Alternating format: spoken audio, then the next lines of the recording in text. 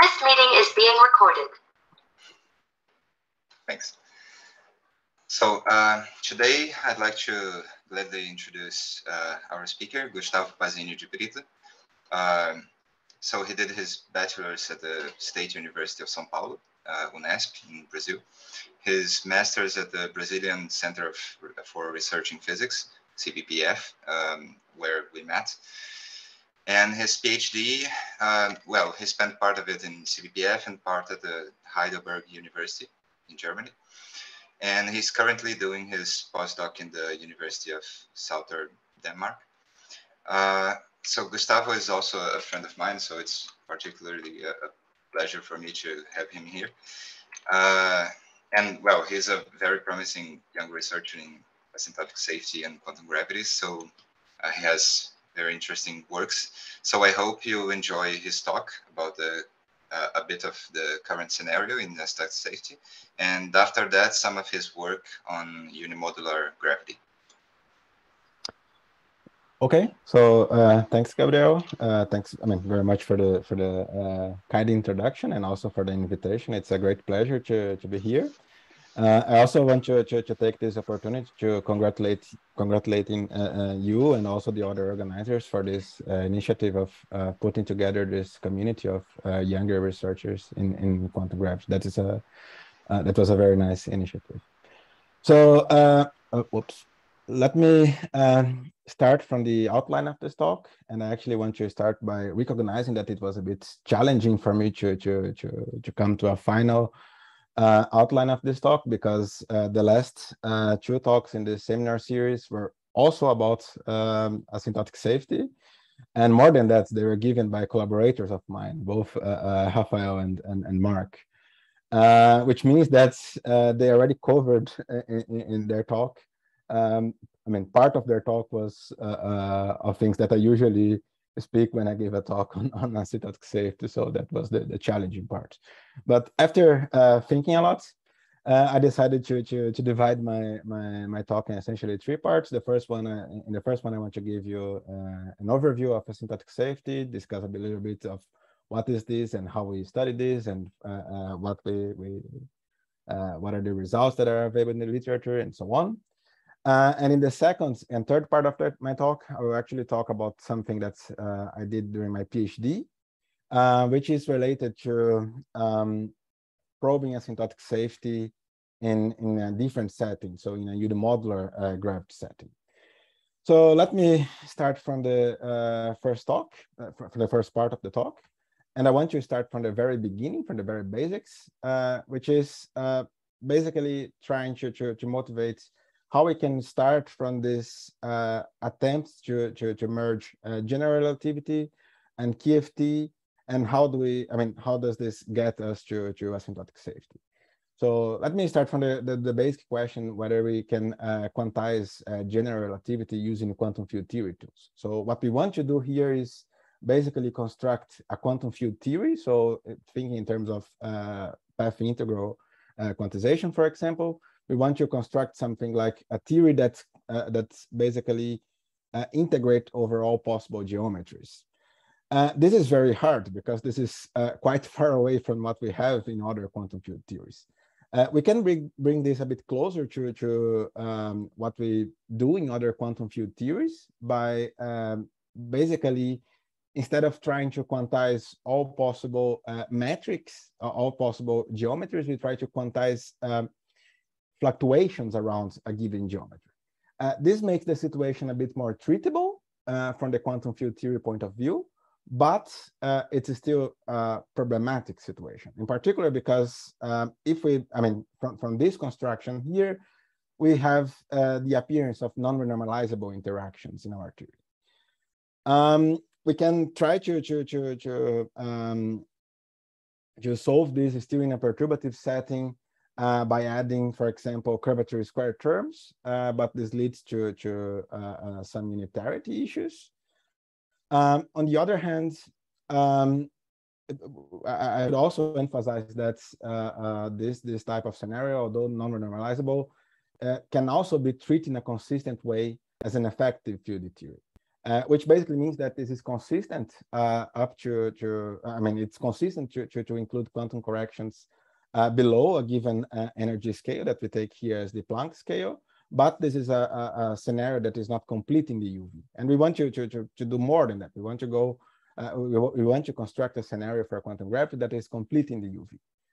So the asymptotically safe way of approaching this question is trying to go a bit deeper on the problem with renormalizability, and really try to understand what goes wrong with a non-renormalizable theory, and how we can evade this from other means. So, starting from the question, what is wrong with a non-renormalizable theory? The immediate answer that comes in mind is usually that in a non-renormalizable theory, it's not possible, we cannot eliminate all the UV divergences that we have in the theory. That's not wrong, but that's a bit incomplete in the sense that we actually can remove all possible ultraviolet divergences in a non-renormalizable theory. But the price that we have to pay for that is that we have to introduce infinitely many counter terms. And this means that we have to introduce an infinitely, to impose an infinite amount of renormalization conditions, which at the end of the day basically means that the theory is not predictive, because each renormalization condition at the end of the day needs to be confronted with a given experiment. So I want to bring this to a renormalization group language, because all the formulation of asymptotic safety relies on renormalization group.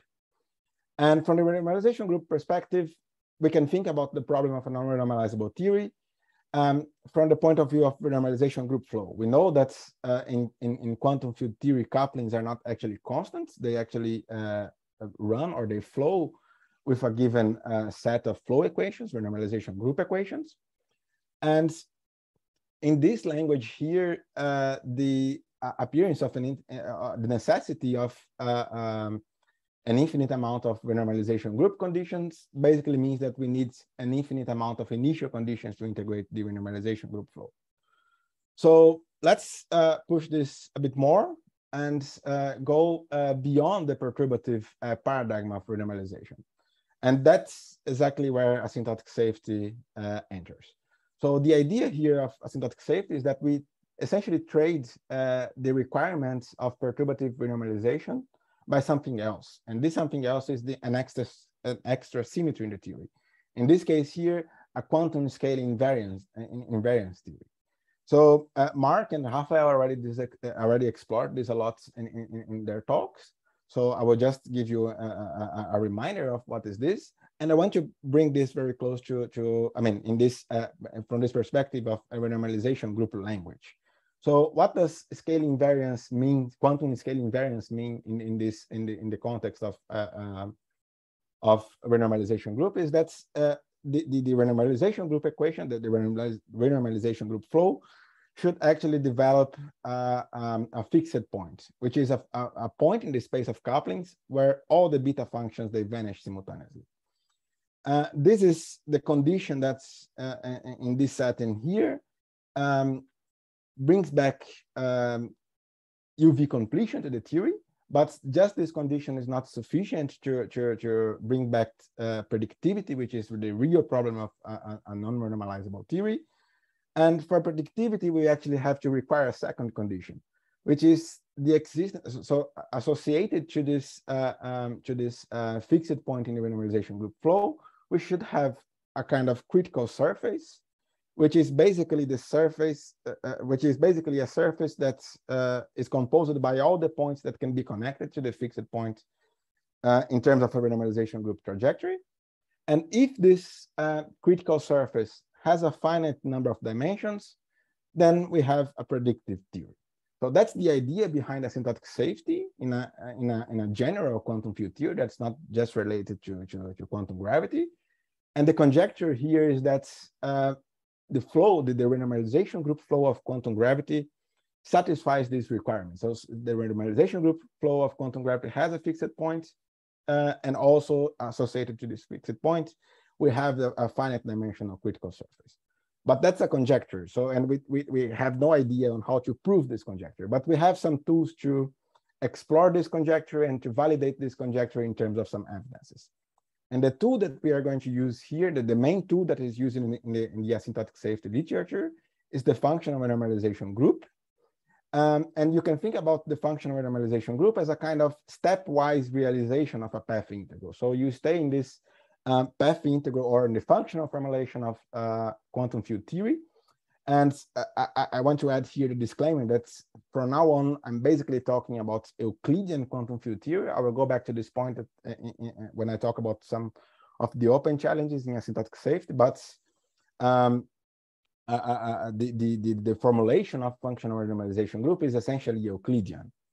But as I said, the idea here is a stepwise realization of a path integral.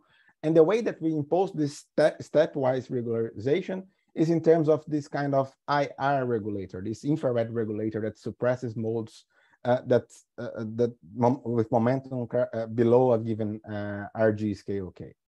And the idea is that once we introduce this infrared regulator, we can define this other object here, this gamma K, which we call the effective action, the effective flowing action, or flowing effective action. And you can think about this flowing effective action as a kind of action that describes the effective dynamics of the theory. So the idea here is that you start from some ultraviolet regime and you integrate down some of the infrared modes down to a RG scale K, and then you have some kind of effective description here. What is nice about this formulation of the functional renormalization group in terms of this infrared regulator is that you can essentially you can derive a exact flow equation that describes the renormalization group flow of this functional gamma K. And this is what we call the Wetterich equation. And you can think that the Wetterich equation basically describes the flow of this functional gamma K in a kind of abstract functional space. To bring this to something more treatable, we usually introduce some form of coordinates here in this functional space, and the coordinates here in this functional space correspond to the couplings of your theory. So you can expand here in a basis with these coordinates, and what we are actually doing with the functional renormalization group is to use the flow equation to study the flow of this, the renormalization group flow of these couplings that defines the theory space.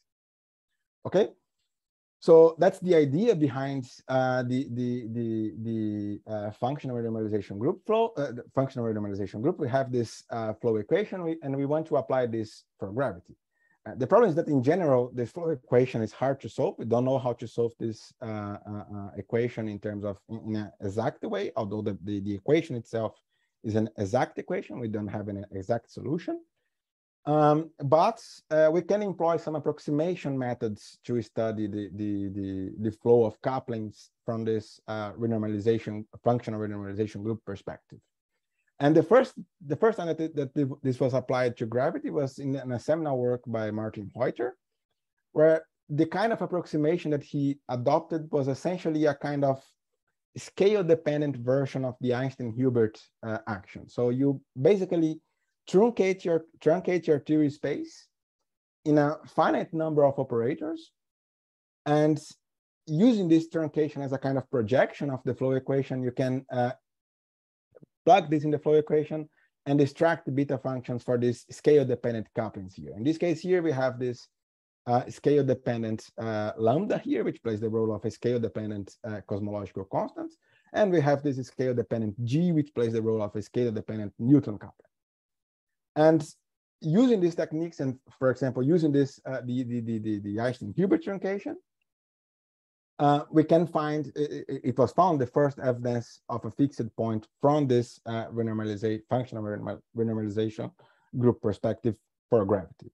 So here I'm plotting here the phase diagram that we get in this truncated space, and as we can see here, we have this fixed point here, this black dot here, which is a point where all these two beta functions here vanish, and we have non-trivial trajectories that emanates from these fixed points towards the infrared. So, but this is a kind of, this was a very important work in the to give us some evidence for asymptotic safety, but this is still a kind of small approximation. So that's basically the simplest approximation that you can consider to study gravity. And since the seminal work by Reuter, there was a bunch of other works in the literature, a bunch of other approximations being explored. Here I listed some of them. So for example, there are these polynomial approximation in expansion of curvature scalars.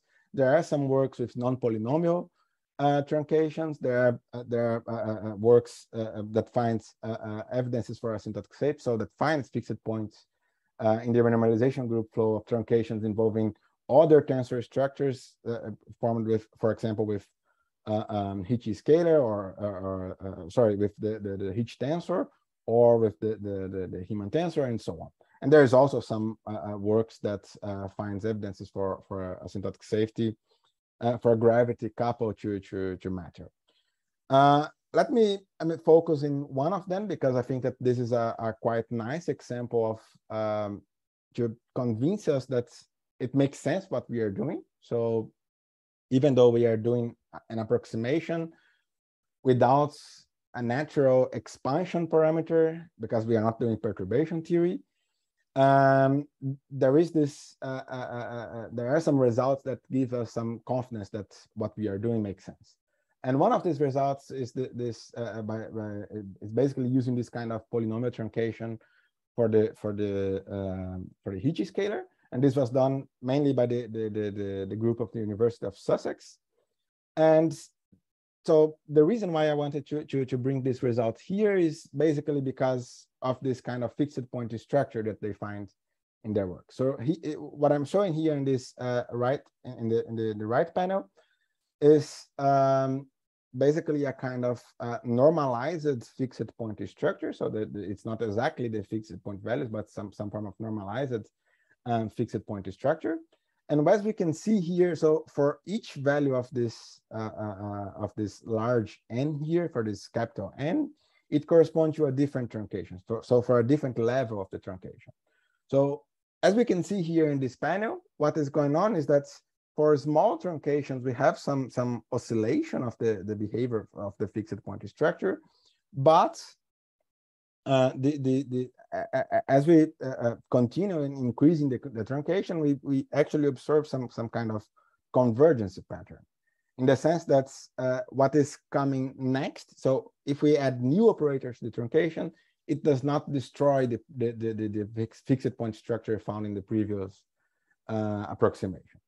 But perhaps more important than that is the fact that if you not, instead of looking at the fixed point values, if you decide to look at the critical exponents associated to these fixed point values, which at the end of the day is what determines, for example, what is the dimensionality of a critical surface, we observe this kind of near canonical behavior that they show here.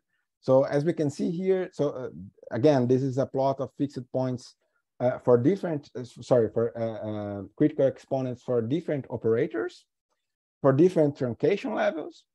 And what they found here is that the critical exponents essentially can be organized in this kind of near canonical strip, in this near canonical region here, near Gaussian strip, near Gaussian region. And by near Gaussian, it means that essentially that's the critical exponent values do not deviate too much from the canonical values, from the value that correspond to a Gaussian fixed point, which in other words essentially means that this work here gives some evidence. So this kind of results here give some evidence for a kind of near perturbative nature of asymptotically safe quantum gravity.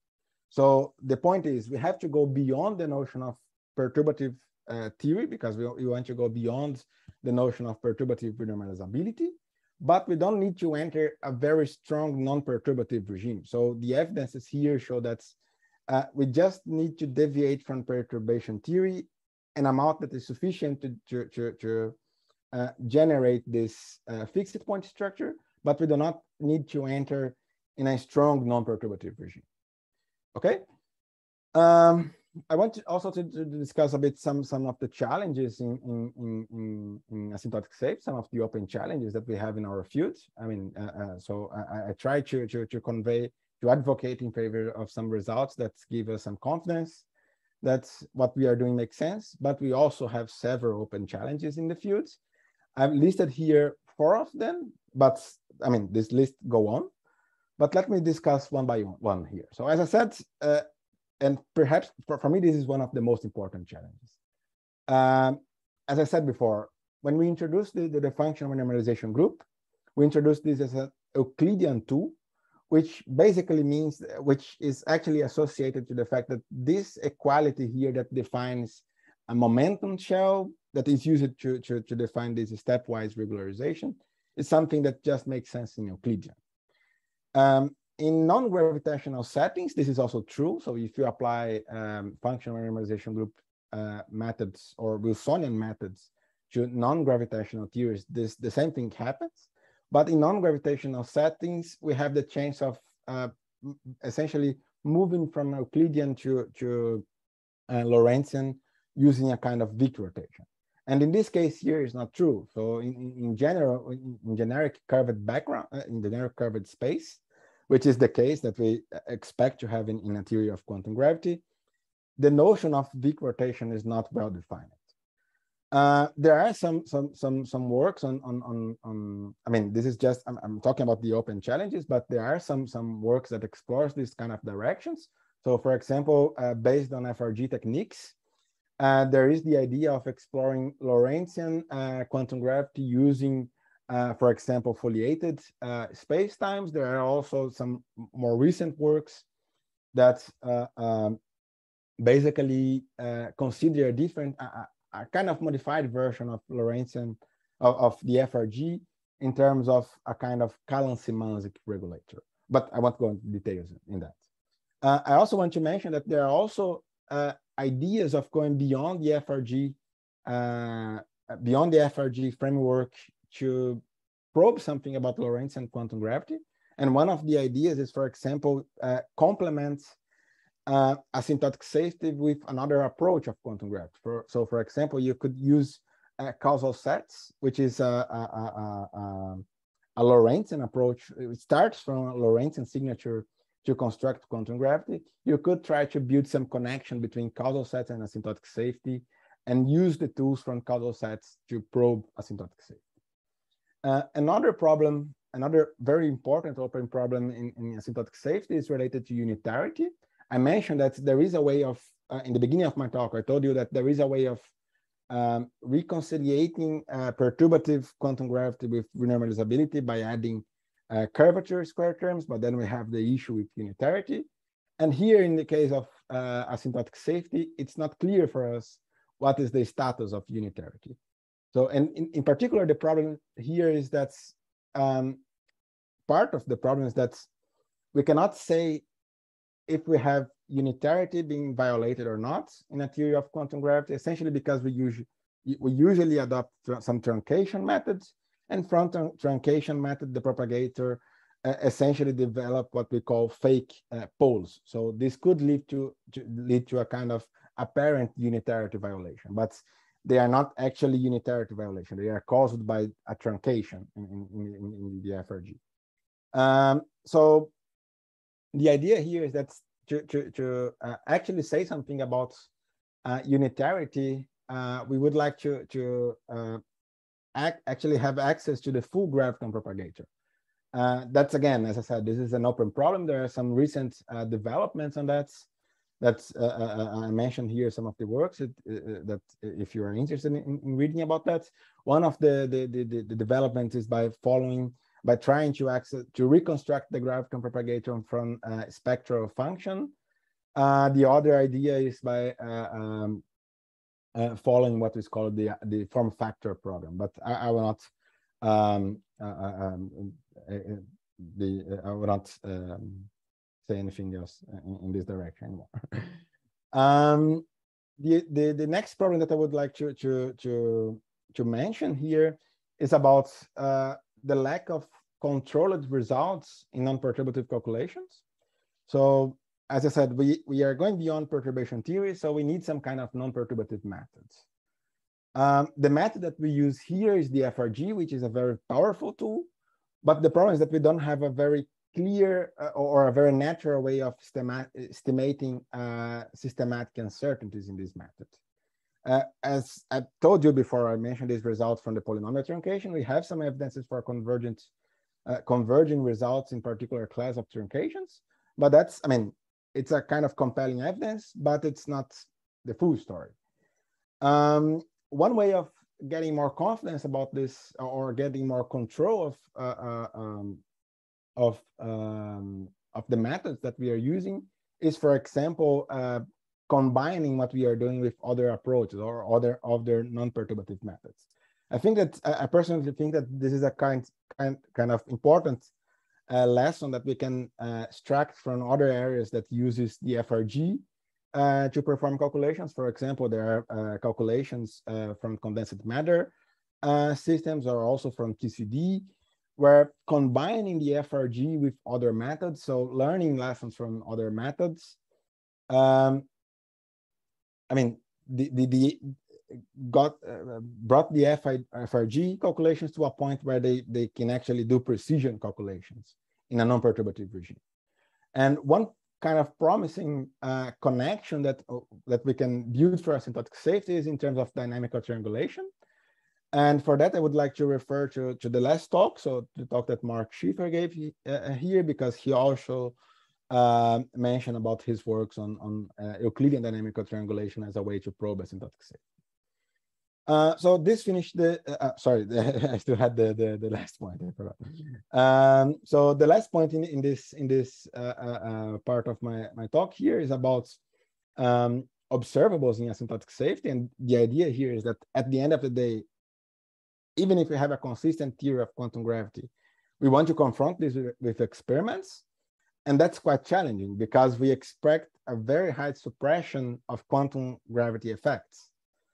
And one very interesting point about asymptotic safety is that this is a kind of renormalization group approach for quantum gravity. And this actually offers a very nice opportunity to connect Planck scale effect with low energy imprints. I will talk more about this in the last part of my talk.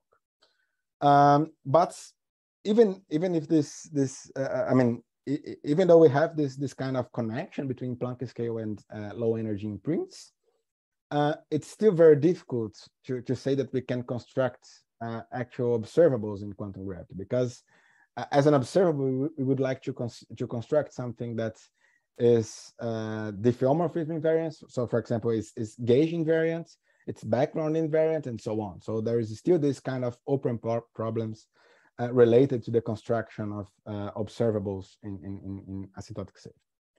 So with this, I close the first part of my talk, and then I'm moving to a different direction. So I'll talk here about a bit about unimodular quantum gravity.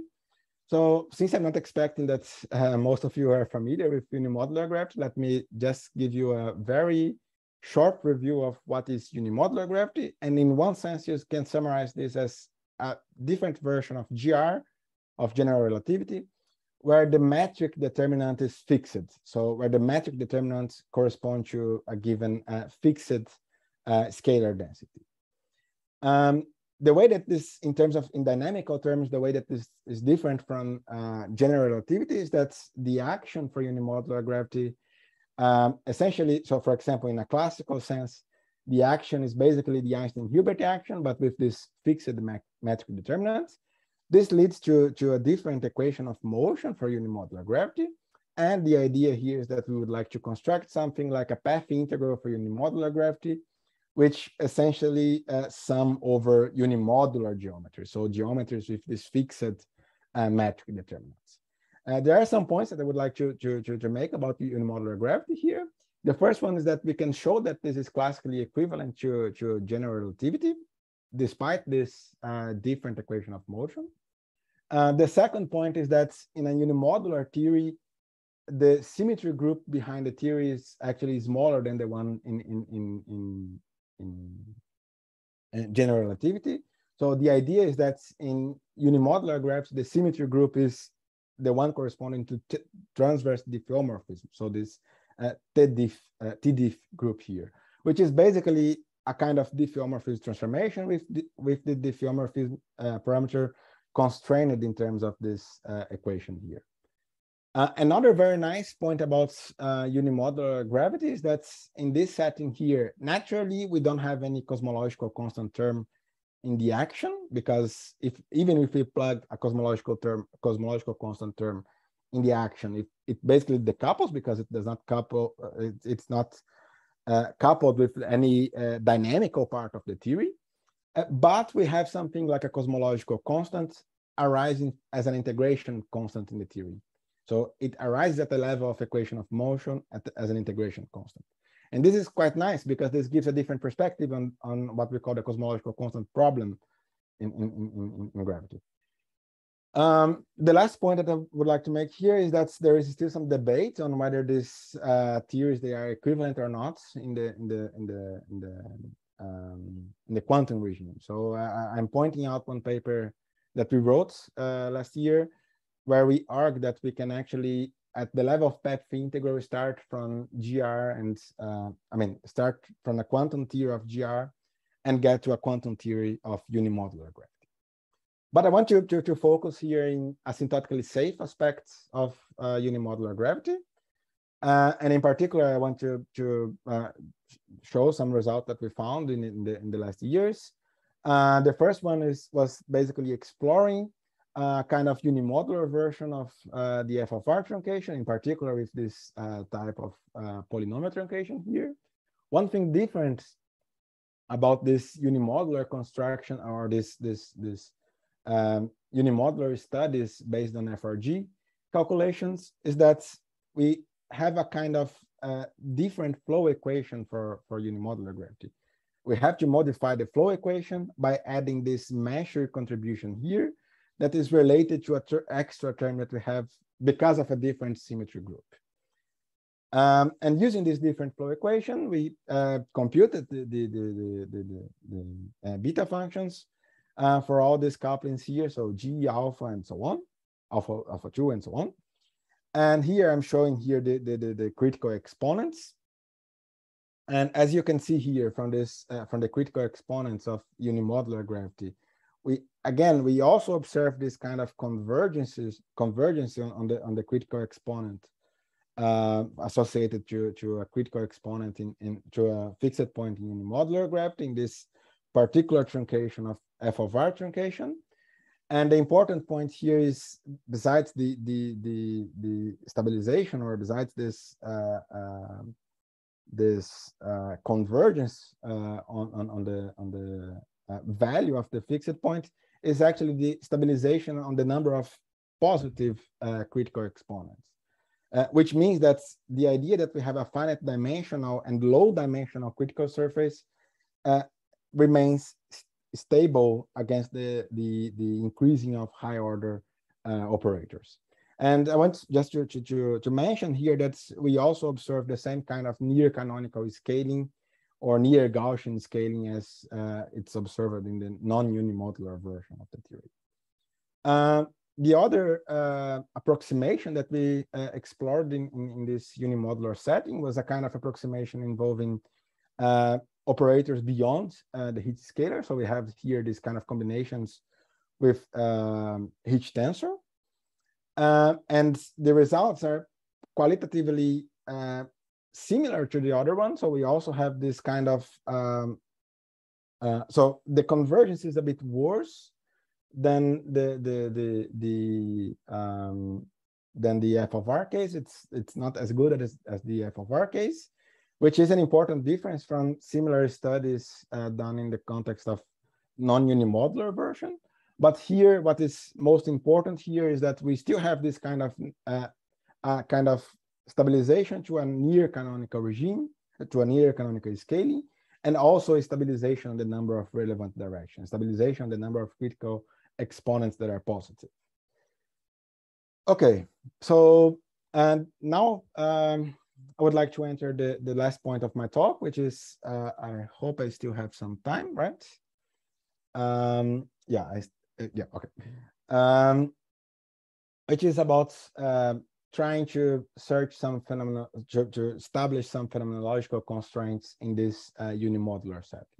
But before going into the direction of actually how to constrain the unimodular theory space, let me briefly revise the ideas behind this gravity-matter interplay in asymptotic safety, because I think that this is, at least in my opinion, this kind of interplay that we can construct between matter and gravity is one of the most exciting things about this field here. But so the idea here is that gravity interacts with matter and with all kinds of matter, and that we can use this together with our normalization group flow to connect properties of the fixed point regime, so beyond Planck scale, so where quantum gravity really matters, with imprints in the infrared, so in the region where things can be measured. So, and the idea here is to explore this connection between gravity and matter, because then we can explore imprints in particle physics. And since we have this connection, we can ask a few questions. For example, whether the impact of gravity could lead to some form of UV completion in standard model light couplings. And I will discuss more about this in a moment. Or also, and I think that this is even more exciting, whether we can use quantum gravity effects to predict free parameters that can be measured in an electroweak scale, for example. Okay, so let me discuss the mechanism behind this connection here. And I want to take as an example the flow of an abelian gauge coupling, because, well, we know from, so for example, from perturbation theory, that's if you compute the flow of an abelian gauge coupling, then you have this positive beta function here, which translates to a kind of renormalization group flow with this form here. So we have here I'm plotting different curves corresponding to different initial conditions in the infrareds. And as we can see here, there are essentially two faces of the same problem with the abelian gauge coupling. On the one hand, if we have non-vanishing values in the infrareds, the flow equation for the gauge coupling basically implies that at some point it reaches a Landau pole, which means that the theory breaks at some scale. So the theory enters a very, very non-perturbative regime in a given finite energy scale. And the other phase of the same problem is the only way to extend this theory up to arbitrary high energies, up to the deep UV, is by essentially starting from a vanishing value in the infrared. And this is what we call the triviality problem in the abelian gauge sector. And the idea here is to see whether the impact of gravity can or not solve this problem, and whether we can learn something else about this. So let's think what can happen if we include the impact of quantum gravity to the flow of gauge couplings. So there are basically three possibilities. The first one is that gravity has no effect on the flow of this coupling. The second one is that gravity acts with a kind of screening contribution, which makes the beta function even more positive. And this situation makes this possibility makes the situation even worse in terms of the Landau pole. And the last possibility, which is the physically more attractive one, is that gravity can act with some kind of anti-screening contribution, which basically means that it gives us a negative contribution to the beta function and generates a non-Gaussian fixed point in the flow of this abelian gauge coupling. And how does this translate in terms of RG trajectories? So here I'm plotting different trajectories corresponding to this beta function here in blue, so the one that has this anti-screening contribution. And we have two very different, two situations that are very physically appealing. Well, actually 3 situations. So let me start from the one that is not physically appealing, which corresponds to this trajectories here in green. And for these trajectories here, we can connect, I mean, basically we can have non-vanishing values in the infrared, but at some point we are going to reach a Landau pole. The other possibility here in purple correspond to RG trajectories that receives this anti-screening contribution and becomes asymptotically free. So it flows towards vanishing Gaussian fixed points in the UV. So these trajectories here in purple, they are the ones that emanate from this Gaussian fixed point here with vanishing coupling. And as we can see here, we have several trajectories that depends on the infrared values, but we have several trajectories that can be asymptotically free.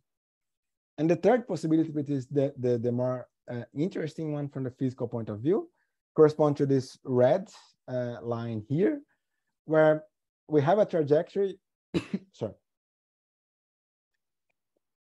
We have a trajectory that emanates from this non-Gaussian fixed point. So from the fixed point that's for this interacting fixed point, which has non-vanishing value for the coupling.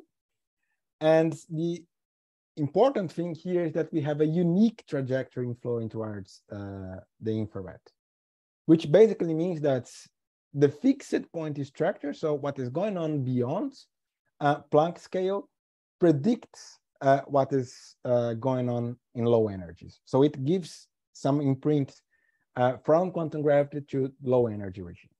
And that's very interesting because, and in particular, I want to connect this with some developments in asymptotic safety in connection, so coupled to standard model fields. Because this kind of mechanism here, although I was focused in the abelian gauge sector, this kind of mechanism here can also be applied with some adaptations, but can also be applied to other sectors of the standard model. And for example, this leads to a prediction of the Higgs mass. So you can compute the value for the Higgs mass with some uncertainty, some systematic uncertainty, but you can compute this value, which is in principle a free parameter in the standard model, from asymptotic safety. So from quantum gravity as a prediction from quantum gravity.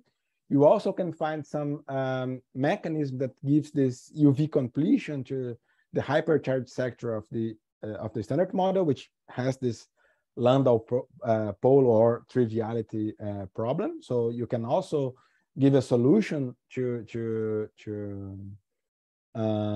the triviality problem in the hypercharged sector of the standard model. And there is also the possibility of using the fixed point structure from asymptotic safety to predict the difference between the top and bottom mass, quark mass, to predict the difference between the masses of the top and bottom masses. Of course, that all these results here that I'm quoting, they are done in terms of truncation. So there are a lot of systematic uncertainties and so on, and things that are not totally under control. But I want to explore this, as I said, I want to explore this idea here in this unimodular setting. And the idea here is to use this kind of screening or anti-screening contributions, so restrictions from screening or anti-screening contributions to constrain the space of parameters in unimodular gravity. And for that, the results that I'm going to show in a moment, they are based in this in a truncation that basically involves a unimodular gravity part. So we have this unimodular version of a truncation with the Einstein-Hilbert term, but also with curvature square terms. So I have here the heat square and also the value square terms. And I'm coupling, I'm basically performing the coupling between this unimodular gravity sector of the unimodular gravity with this part of truncation that corresponds to a standard model-like fields. So it's standard model-like because, I mean, the idea here is just to mimic some of the fields that we have in standard model, but we are not actually including the symmetries from standard model. So in this sense, it's a kind of standard model-like analysis. And so we did some analysis using this kind of truncation, and we explored the different sectors of this standard model-like truncation. Let me start from the Yukawa sector. So we have here the Yukawa coupling between fermions and a scalar field. So from the Yukawa sector, I mean, running all the machinery from the FRG, we can compute the gravitational contribution to the Yukawa beta function. We can also compute the gravitational contribution to the abelian gauge coupling beta function. And this is the result that we find. So, I mean, don't try to interpret anything just from this expression. I'm going to show some plots. The idea here is that this kind of, so as I said before, what we want to have for a phenomenologically attractive model, so a phenomenologically viable model, is a kind of gravitational anti-screening contribution to the beta function. So we need these contributions here to be negative. And this imposes some restriction in this space of parameters corresponding to this curvature square terms. So here in this purple region here, I show the region where we have an anti-screening contribution to the gauge coupling. And so actually the purple plus green correspond to the gauge coupling. The red plus green correspond to a viable region for the Yukawa coupling, so where we can get UV completion in the Yukawa sector. But the region that we are actually interested in is this green region here, where we can have anti-screening contributions in both sectors. But we want more than that. We also want to predict the Higgs mass. So, I mean, or at least in this Higgs-like mass here. So we also want to have contribution such that we have the appropriate contribution to a predictive Higgs mass in unimodular gravity. And in unimodular gravity, it's quite nice because basically, because of the structure of vertices that comes from this non-dynamical metric determinants, all their contributions to a scalar potential comes from the anomalous dimension of this field. So from the gravity contribution to the anomalous dimension of this field. And here I show the results that we got from our truncation. And essentially, the important point here is that a kind of predictive scalar potential. So a situation where gravity gives the correct sign for a predictive, so for a kind of contribution that gives a prediction to the Higgs mass requires a positive contribution to the anomalous dimension. And here we can see that we can also have this, so it also constrains the space of parameters of this curvature square terms. But we have this blue region here, this cyan region here, where we have this viability of a predictive Higgs mass. But we would like to have the three situations together. And what we can see here is a very, it's a very strong restriction on the space of parameters. So we see that, for example, this point here, this dot here, this black dot here, that corresponds to the Einstein-Hilbert truncation. So without the curvature square terms. In this point here, it's not possible to simultaneously predict the Higgs mass or and also have UV completion, in particular in the Yukawa sector. So there is a very small overlapped region here that requires the introduction of curvature square couplings in our approximation. These results here, they are actually quite similar to what we get in a non-unimodular version if we throw away the cosmological constant term. But the difference actually happens when we include the cosmological constant term, which is around in the non-unimodular version. So if you include the cosmological constant in the non-unimodular version, then you can have some you can expand this overlap region here. I just want to mention here, but without going to the details, that we can also kind of mimic this type of behavior that we get with the cosmological constants. But now in unimodular gravity, if you include some kind of symmetry breaking masses that are actually motivated by non-trivial Slavnov-Taylor identities. But I want to go in this direction, but I mean, this is something that's, I mean, motivates further studies on trying to understand this kind of contributions that comes from Slavnov-Taylor identities in this context of FRG. So let me go to my concluding remarks.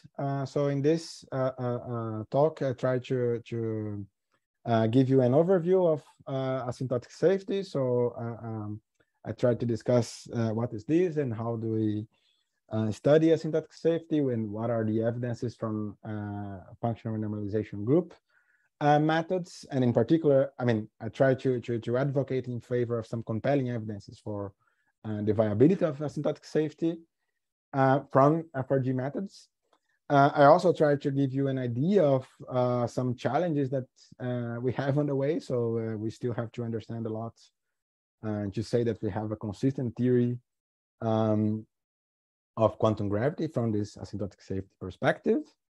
I also discussed an alternative which in principle seems viable, which is this alternative based on unimodular gravity. So I showed here some of the evidences for UV completion in this unimodular setting. And to conclude, I tried to I mean, we saw we explored some of the consequences of this interplay between gravity and matter. And in particular, the idea here was to use this interplay to impose some phenomenologically motivated selection of different candidates for asymptotic safety. So as I told you in my last slides, so in the case of unimodular gravity, we find this similarity between what happens in unimodular case and in the non-unimodular case if you switch off the cosmological constant term. But in the presence of the cosmological constant term, which is present in the non-unimodular setting, this quantum unimodular gravity seems to be disfavored by asymptotic safety. And with this, I would like to conclude my talk, and thank you for the attention. Thank you very much.